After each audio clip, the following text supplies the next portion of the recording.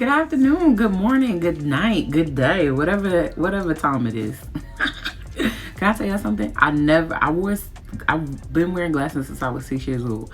I never liked to wear glasses until I got maybe in college because I thought I looked like Steve Urkel, but I don't care. But how y'all feeling today?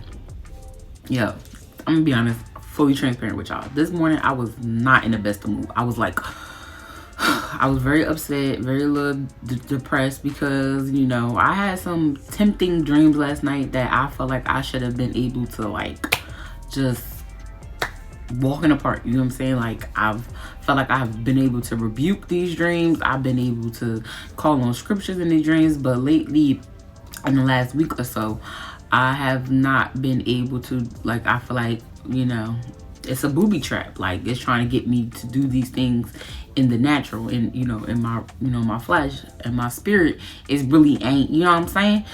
So God had reminded me yesterday that I need to watch what I eat. And I was like, Coda, what you mean we on this fast? I ain't watching what I eat. He was like, no, watch what you eat. He was like, that show that I told you not to watch, and I had to tell you a couple of times to turn it off because this wasn't the right movie that you were supposed to be watching. I was like, yeah. He was like, that had an influence on you, and while you were asleep, because you had consumed it, you had ate from it, it started to grow a seed, and the enemy used it. You know what I'm saying? So you have to be very careful of what you're eating. So God said, don't be so focused on the Daniel fast itself, far as am I eating rice and beans and am I not eating meat? He said, a lot of y'all he's been called from y'all to fast from certain stuff. Like, some of y'all been ordering too much Uber Eats and he told you need to cook more. Or, as well as being on social media. Like, you get up in the morning and before you talk to him, you check social media to see what's going on. Far as you might be drinking too much and he's called you to fast from that. He said there's different things from you fasting, but he wants you to get the principle of coming to seek him and not putting anything in front of him. That you have to first seek him first and spend time with him, and honestly, it's 24 hours in a day, and for us to ask God 5 minutes out of the day, like, God, I need a new car, can you help me out? Like, God, I want them new J's, can you help me out? That's very, very childish of us, and we need to start really asking God to change our hearts.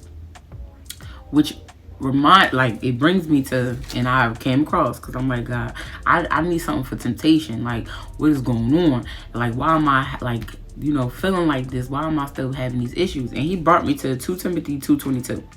Flee the evil desires of the youth and pursue righteousness, faith, love, and peace, along with those who call on the Lord out of pure heart.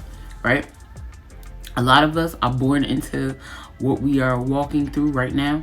A lot of us have been born into just pride, ego, jealousy, selfishness, lust, so many other things. You might be breaking the generational curse when it comes to people drinking in your family. You might be breaking the generational curse when it comes to being the one to get married in your family and abstaining from sex. You might be breaking a generational curse when it comes to finances in your family, like being able to actually take the money and do what he needs to do. You might be starting a nonprofit organization. You might be starting a business, the first one in your family to start a business. You might be doing all these things that God is calling you to do that. But first, he has to examine you. You're in the hospital, you're in the doctor's office, and God is the doctor, and he's examining you. He is showing you the things that's in your heart, because those things have been deep down, buried in there for a very long time. You get what I'm saying? It started off as when we were youth, when we were kids, when we thought like kids, and we were, we're sponges, and we still are today. We do consume and we are influenced, and that's why he said watch what you eat, watch what you watch on TV, watch what music you listen to, watch who you're around, and things like that, because you are influenced, and we've been influenced since a little like little children. You know what I'm saying? Like, we came into this world, everything was about us. It's about me. It's my world and my toy and my mom, my dad, my stuff. And we had to learn how to share.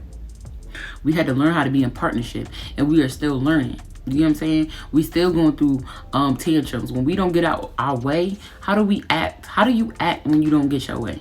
You know, things like that.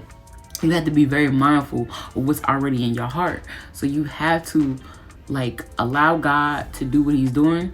And God had told me, like, you know, this stuff is coming out of you. He was like, he used the example of, you ever got a splinter in your finger and it hurt and it's like aggravating you, it's annoying, and then you go get, you looking for tweezers, you trying to get the safety pin, you might even need some assistance, you need somebody else to help, you gotta get matches, fire, you gotta to bring out the splinter, and it's like hurting and hurting and hurting, and then you finally get a good grip out of it after you had to position it and you had to reroute the direction and you had to do all that other stuff, and you finally got to it. And when you took it out, when you grabbed it, it was hurting.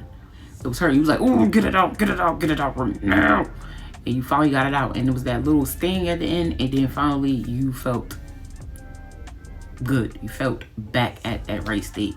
And that's what God is saying. Like, when he's removing things out of the heart, that's how it's going to feel. And he had to remind me of that. He was like, you know, he was like, there's some things in your heart that need to come out. He was like, some things, I'm not gonna lie, you know, they won't be there. You're always gonna be tempted with things that are in your heart, but remember, you're trying to walk in the purpose of God, what God calls you to do. So, you know, you might have desires of lust and sex, but you want God to reform that and make it for your marriage and make it only for your wife or your husband.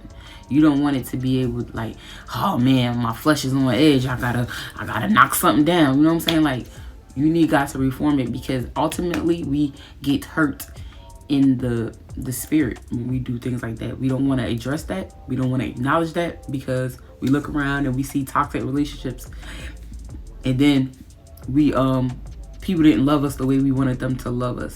So the enemy lied to us and told us that we wasn't worthy, and we are, and that's the lie. So God says, watch what you eat, as far as not watch what you eat, and like rice and beans and vegetables and things like that. He said, yeah, make sure you eat healthy, but watch what you consume.